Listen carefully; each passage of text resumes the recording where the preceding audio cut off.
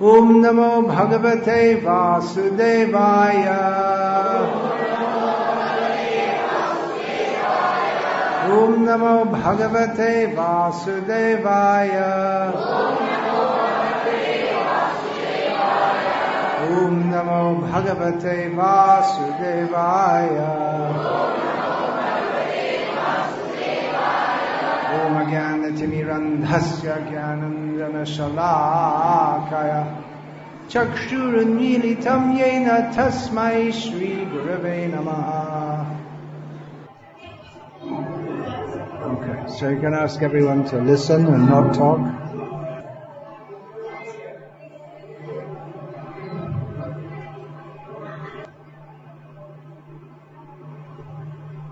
Happy New Year. Do you say that in Tamil also? The foolish materialists wish each other Happy New Year.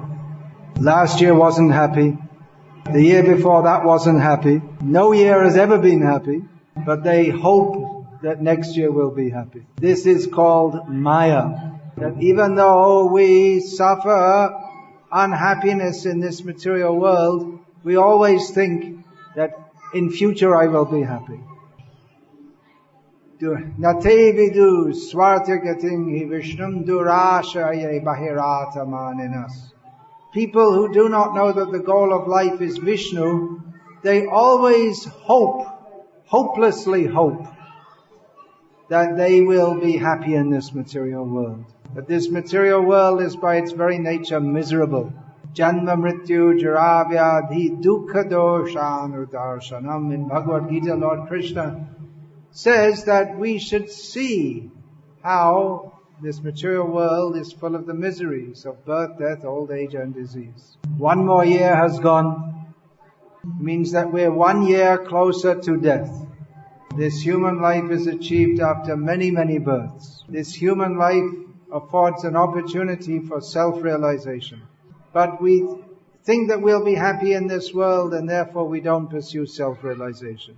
Or we don't get good association, satsanga, and therefore we never even think about self-realization. So I'd like to actually offer you, wish you a Happy New Year.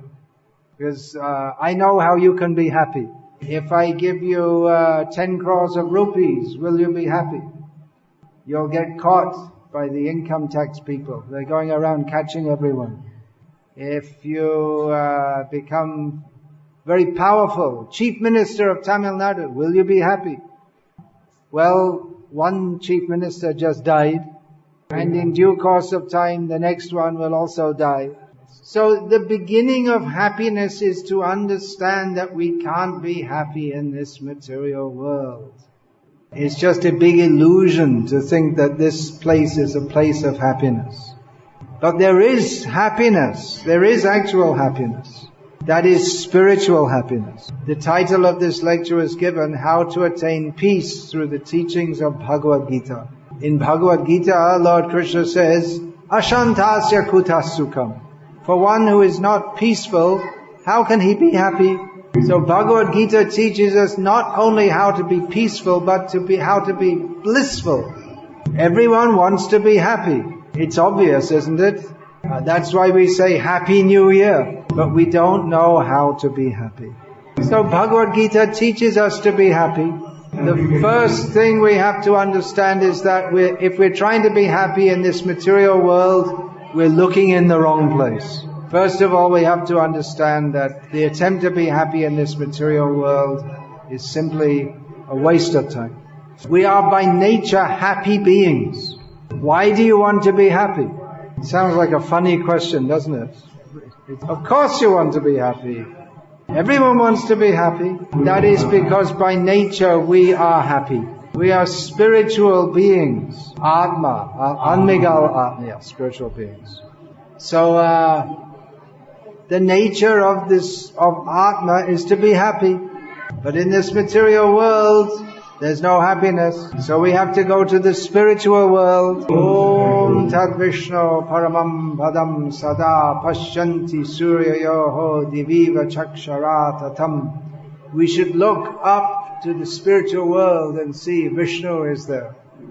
Yat jivave samindate Vishnu yat paramam padam. That is the spiritual abode, the supreme abode of Vishnu.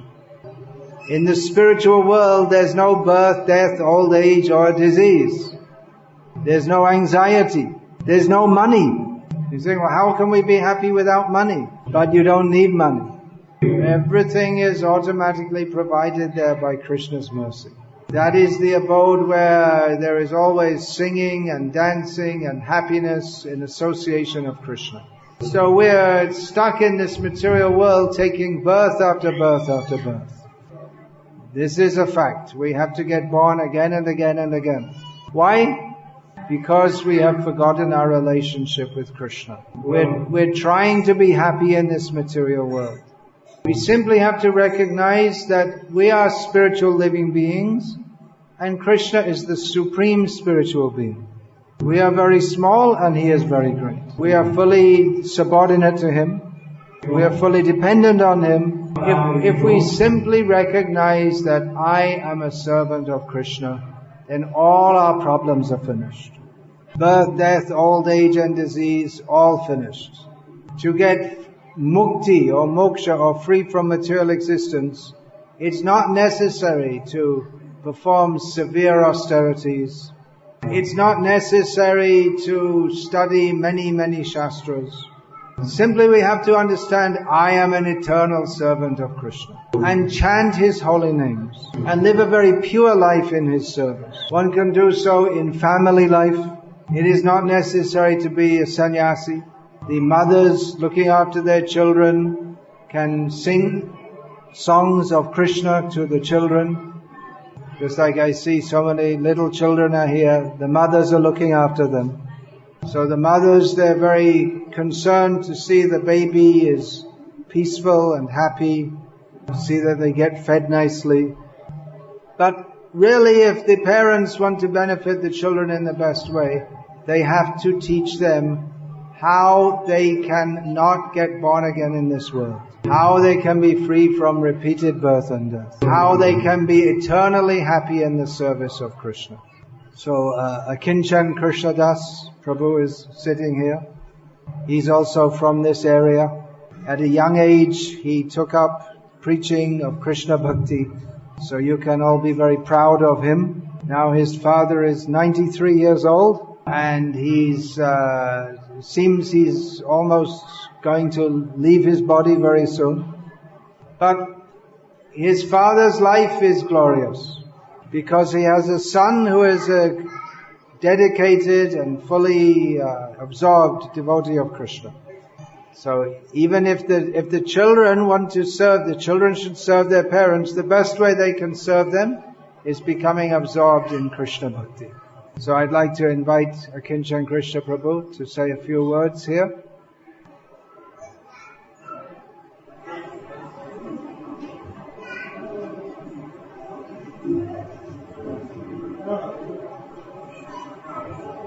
I can use this one.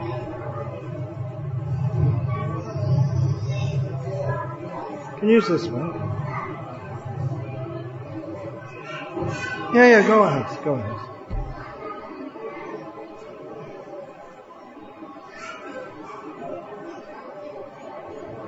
You can speak 15, 20, 30 minutes, what you like.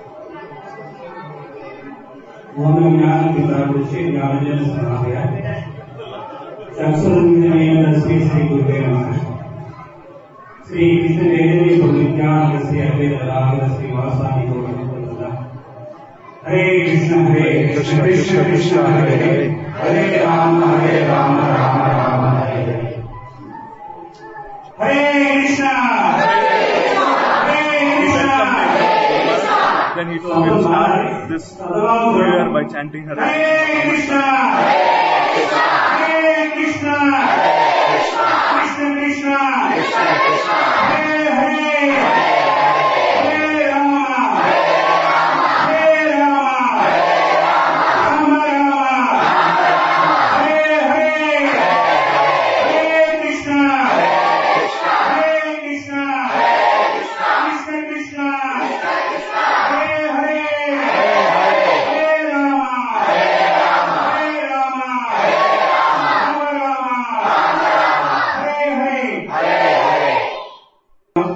blessings of Krishna. New year is going to start.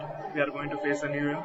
In this time, usually, as my guru said, in other times either we are thinking or not, but especially on this time we think of happiness, we think of wishing others to get happiness.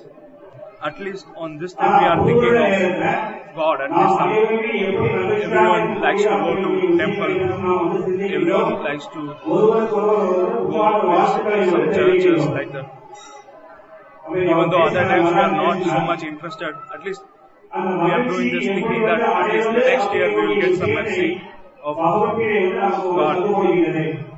But how we can get that? That is taught in Bhagavad Gita. Bhagavad Gita started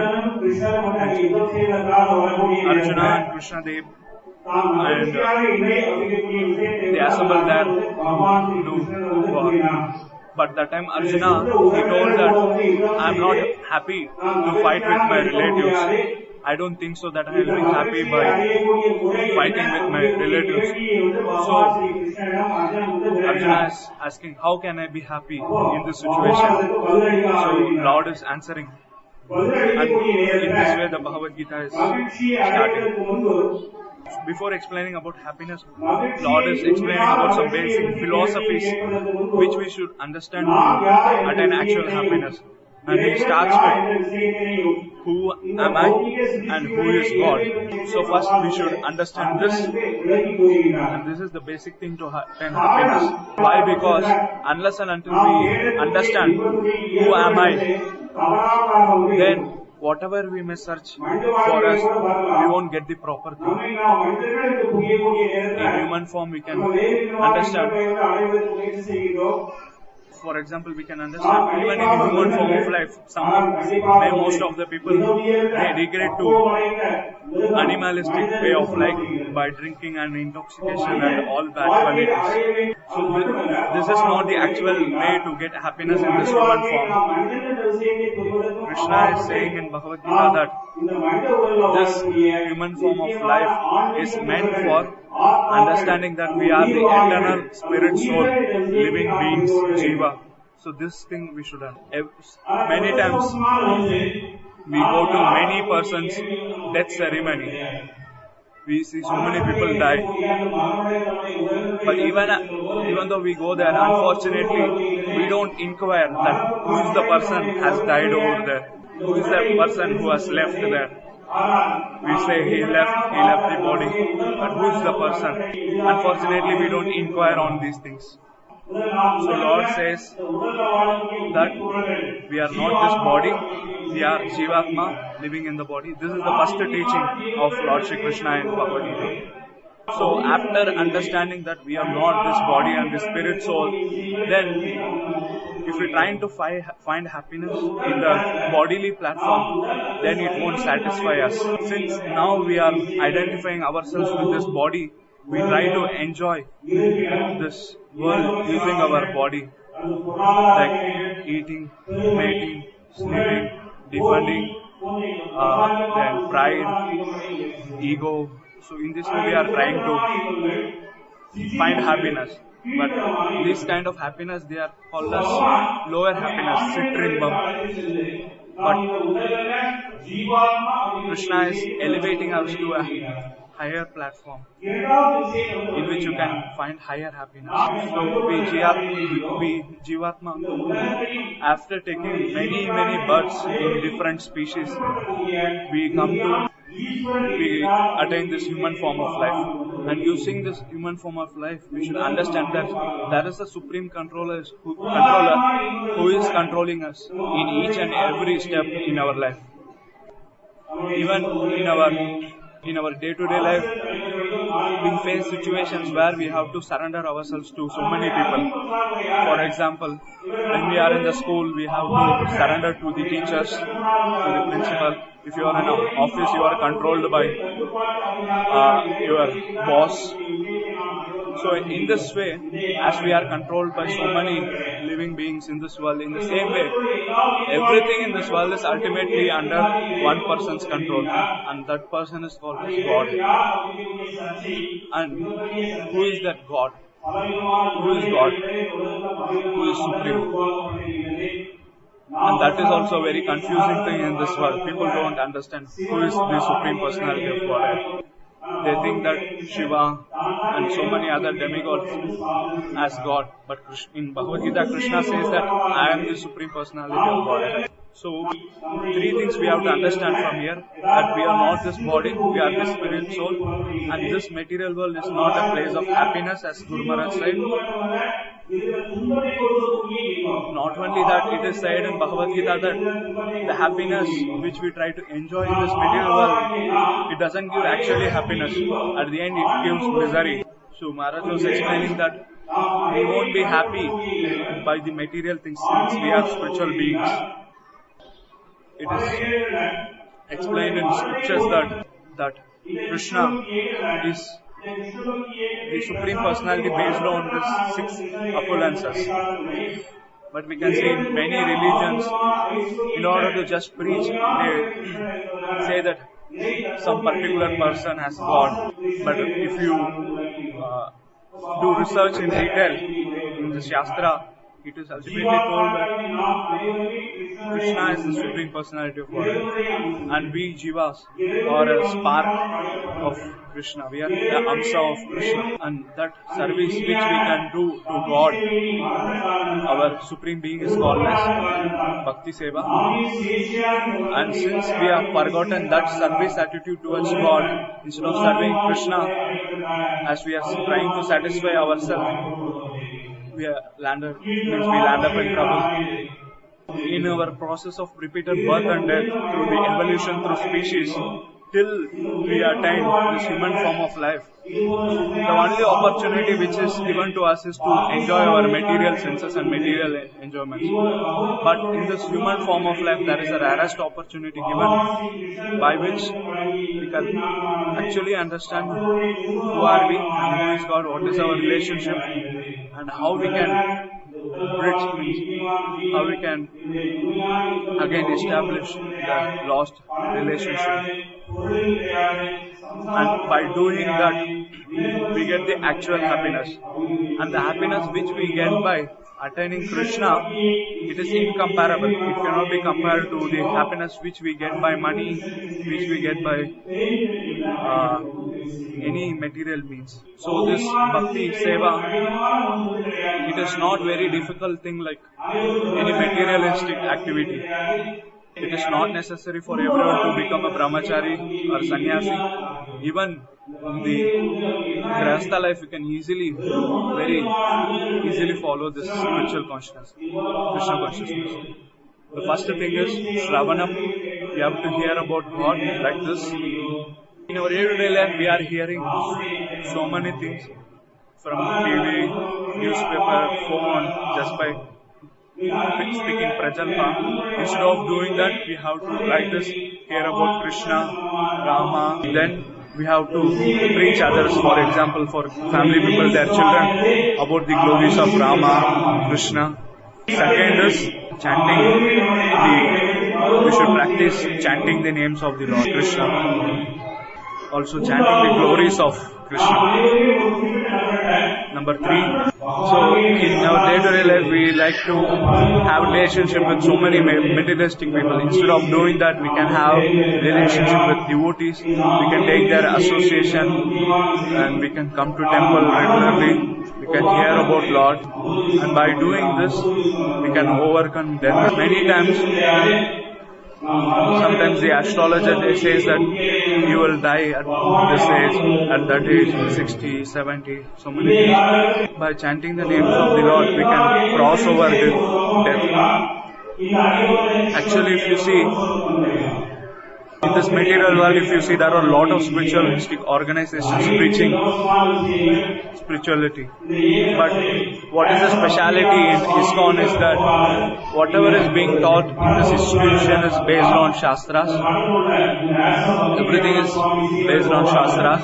And this institution was started by His Evangelist A.C. Bhaktivedanta Swami Prabhupada at the age of 60, 70. He went to West alone and he preached the hippies and he made them devotees, and then he established this movement. If you see practically Westerners who were fully addicted to sinful activities, after taking up this Krishna consciousness movement, they gave up everything, all the sinful activities, and they become very nice devotees. We can see the speaker here. He is from England, born in England, but he has taken the association of Srila Prabhupada, and now he has come here to teach us these things, even in a more deeper way. He has learned our Indian languages and made a lot of research on our culture, and now he is in such a position to preach to ourselves. Not only, also here in this area, Sandilya Rishi Prabhu is preaching every week. There are classes going on. There is an Arshima temple. Also from Tiruchendur, Vedanarayan Prabhu is preaching in Tiruchendur and Tirunelveli area. All of them, they were in very good job, from very big family. But in order to preach this message, they have given up everything and they come here to teach us. So we all should take advantage of it, and we should use this opportunity to go back to our eternal situation. Also, we are very fortunate because we have Holiness Bhakti Vikasa Maharaj here to lecture for us. Actually, his purpose of visit here is to write books. He is staying in Courtallam and he is writing books. So we are all very fortunate to have having taken darshan of Guru Maharaj. So I request all of them to take advantage of the preaching going on here and become Krishna devotees. Also, there are books written by Srila Prabhupada. So I request all the devotees to please take books, read them, try to follow them. Also for practical guidance, you can take Sandilya Rishi Prabhu in this area, also in Tirunelveli area, Vedanarayan. So you can take practical guidance from them. Hare Krishna! Hare Krishna! Krishna Krishna! Hare Hare!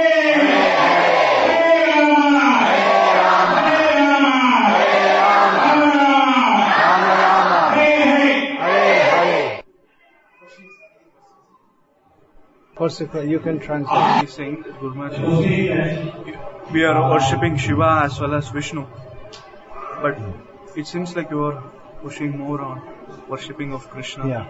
And we can see even from Vedic tradition, we can see there are followers of those who are worshipping Shiva.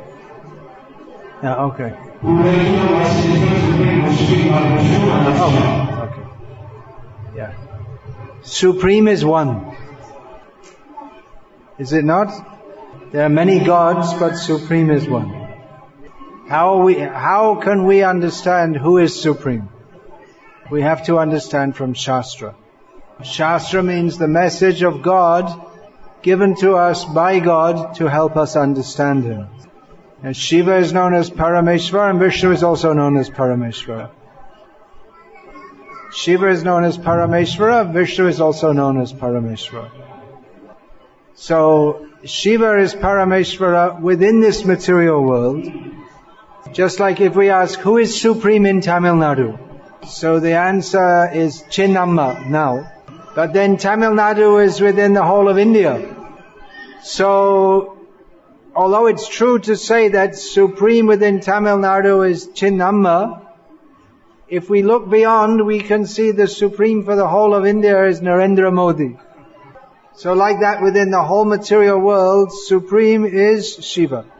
But Shiva is also subordinate to Vishnu, who's the controller of all the material and the spiritual world. This is the verdict of all the Shastras. Vedaischa sarverahameva vedyaha. In all the Vedas, in Bhagavad Gita, Krishna says, I am the object of knowledge. So there's also a different result from worshipping Shiva and worshipping Krishna. Shiva is the husband of Durga, who is the personified material energy. So we can get material benedictions by worshipping Shiva and Shakti. But we can get ultimate spiritual benediction by worshipping Krishna, Vishnu. Now there's one book which we have published in this regard, which discusses this in great detail. Do we have that here? It's called Who is Supreme? What's that called in Tamil? Yeah. So this is written by one of my disciples from Europe, who's come to India and studied all these shastras and given conclusion according to all these shastras. So, yeah, translate. You couldn't hear? I couldn't understand, Guru. Krishna and Vishnu. Yeah. Mostly the worship of Narayana, Vishnu in this area is, worship of.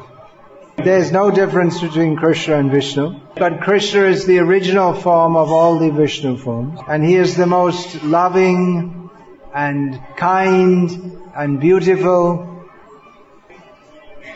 Krishna's pastimes are very pleasing to the mind and heart. And especially in Kali Yuga, we have to chant the Maha Mantra. Hare Krishna, Krishna Krishna, Hare Hare. Hare Rama, Rama Rama, Hare Hare. So you worship the Supreme as Vishnu, as Krishna, it's the same.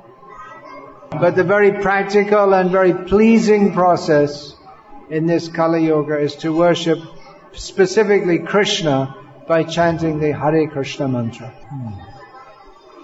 Yes, one question. The spouses are from different rooms. So the asana is from Hindu Islam. Do you understand what he says? For a Christian religion. So in that case, how do we reconcile? How do we?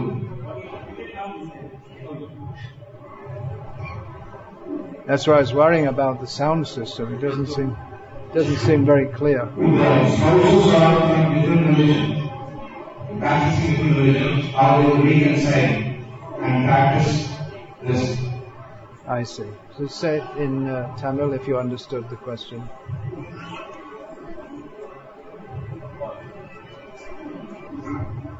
That's what I thought when I was a young man.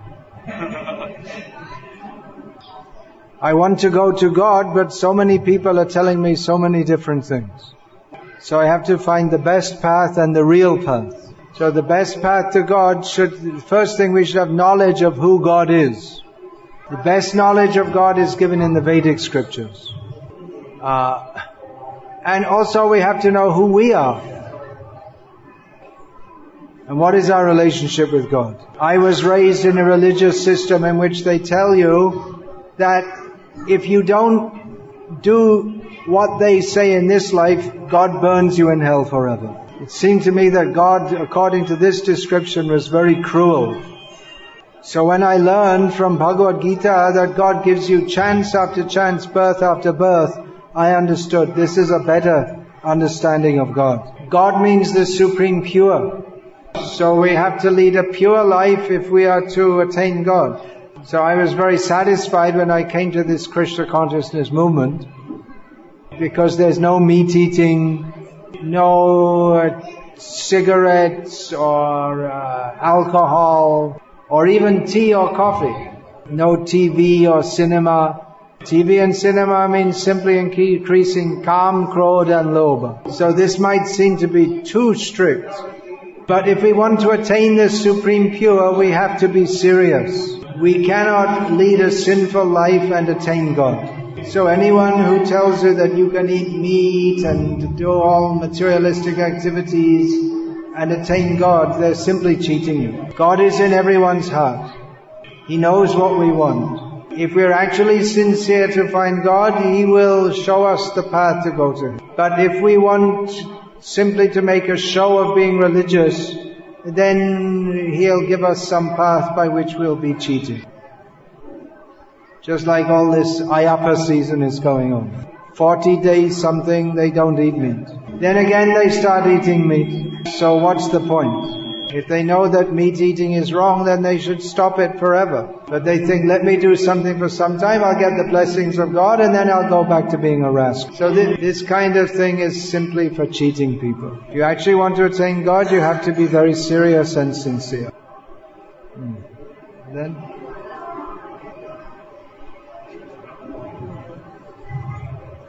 There are people who don't worship God, they are atheistic, very sinful, but it seems like they are very happier. Yeah, okay, it's a common question. You don't have to finish it. It's a common question.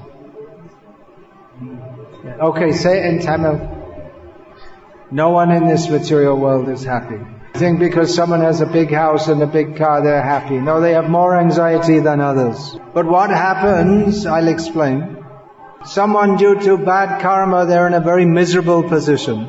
So they become very religious and pray to God. So by the blessing of God, in their next life, they get a very good position. But because they weren't serious to love God, but they just wanted to get some facility for God, from God, so when they get a good position, they do all sinful activities. So the people who seem to be enjoying life now, they're actually doing more sinful activities than others. So in their next life, again, they'll be punished. So it's a cycle like this. It may appear that someone is enjoying themselves, but for their sinful activities, they'll have to be punished. Actually, if you don't have all these material facilities, then you're in a better position. Because people who are struggling in this material world, if they're pious, they can call out to God. Then if they get proper guidance from a proper sadhu, then they can be guided on the path of Krishna Bhakti and go to Krishna. Unfortunately, there are so many cheaters in the name of sadhus.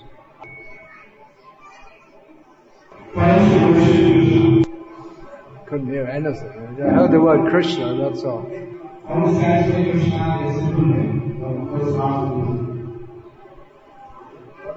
How to, in a simple... What is the minimum requirement to satisfy Krishna? Why are you asking for the minimum? You want to get the benefits of worshipping Krishna without surrendering, without doing what is required for that. You have to give yourself heart, mind and soul to Krishna, Sharanagati. Anyway, people in this Kali Yoga, there's very much Kripana Buddhi. So Chaitanya Mahaprabhu has come and given the process. You chant Hare Krishna. You may be fool, rascal, demon, whatever. You chant Hare Krishna, you'll get Krishna's mercy. So minimum you chant Hare Krishna.